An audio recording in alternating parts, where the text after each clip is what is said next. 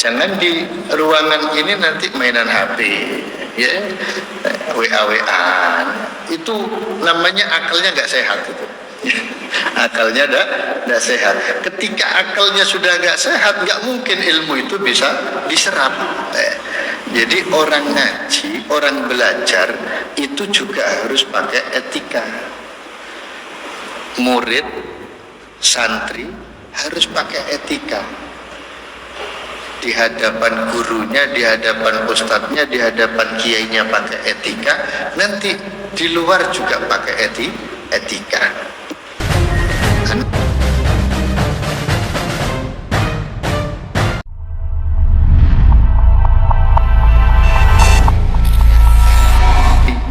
Singgung idza jama'al alimu thalasan tammat an-ni'matu 'alal muta'allim. Ketika seorang alim, seorang guru, ya, muallim memiliki 3 hal dalam mengajarkan ilmunya, maka ilmu itu akan sempurna diterima oleh santrinya, oleh muridnya. Berarti ini dalil etika untuk siapa? Etikanya untuk gurunya. Ini, jadi ketika muallim, ketika guru, ketika pengajar memiliki 3 hal dalam mengajarkan ilmunya kepada santri atau muridnya, maka nikmat ilmu itu akan menjadi sempurna diterima oleh santri atau muridnya. Apa yang harus dilakukan dan dimiliki guru? 1, as-sabru, sabar. Namanya orang ngajari itu harus sabar. Ngajari itu harus sabar, mendidik itu harus sabar. Kalau nggak sabar, pasti muridnya lari karena ketakutan. Ada anak-anak TK belajar di sekolah, gurunya sabar, insya Allah anak TK kerasan, ya kan? Tapi kalau guru TK itu keras, kasar, suka marah-marah, kira-kira anak TK betah enggak di kelas? Nggak mungkin, takut. Sama ketika yang ngaji anak-anak remaja model begini nih, ya. Ini gurunya harus sabar. Sebab seringkali gurunya ngomong, santrinya ngomong juga, ya. Jadi gurunya ngaji, gurunya bicara, kadang lain-lain ini kalau anak-anak remaja, ya. Makanya guru harus sabar. Ini dalilnya guru.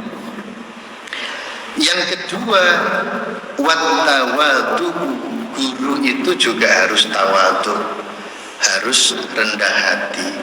Maksudnya tawadu apa?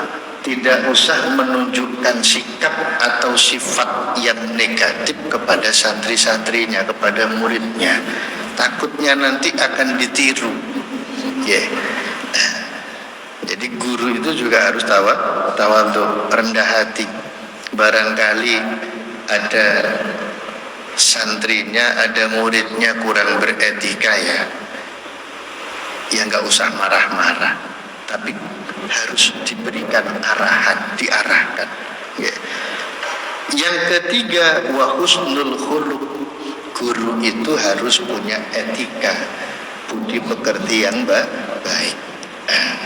Ini yang harus dimiliki dan dilakukan oleh guru, sabar, tawadu, dan beretika. Begitu pula murid, santri, adik-adik ini, ya. Wa idza jama'al muta'allimu thalasan tammatin nikmatu 'alal mu'allim. Ya. Ketika santri itu memiliki 3 hal atau mengamalkan 3 hal, maka nikmat itu akan sempurna bagi muallim, bagi guru. Ya. Jadi kalau santrinya memiliki 3 ini, gurunya nyaman juga ngajarnya itu. Ya. Maaf, dalam hal ini kan saya yang ngajar, gurunya kan saya. Jadi kalau santrinya kalian ini melakukan 3 dalam pengajian ini, insya Allah sistem pengajian ini juga akan menjadi baik dan insya Allah lebih bermanfaat, akan lebih sempurna. Apa? Pertama, al-aqlu. Pertama, santri atau murid itu harus punya akal. Maksudnya pikirannya sehat, ya.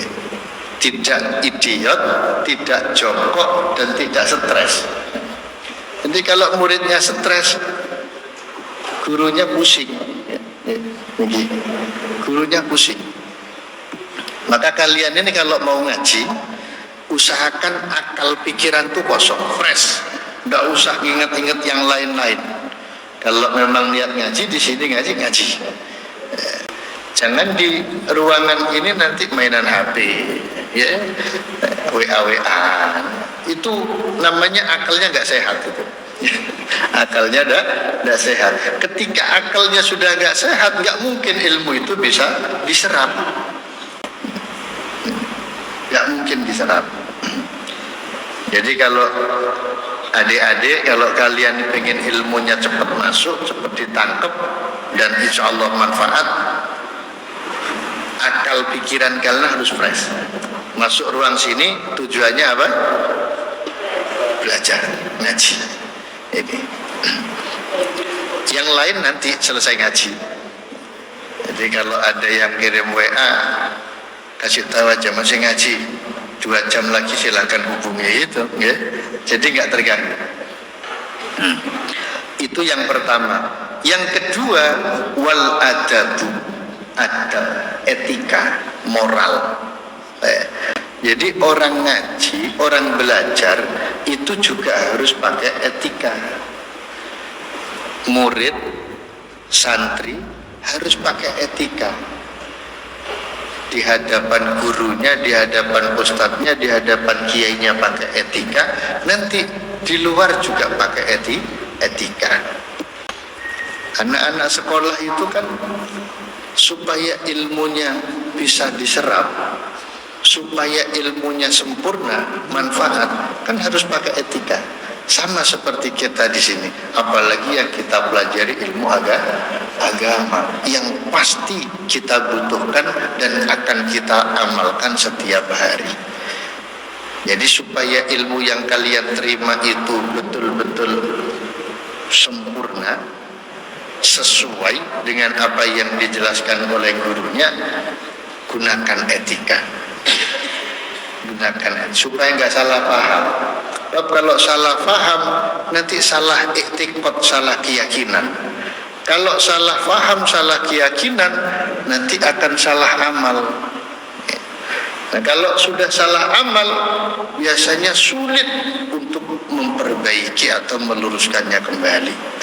Makanya gunakan adab ketika belajar. Yang ketiga, wa husnul fahmi, pemahaman yang baik.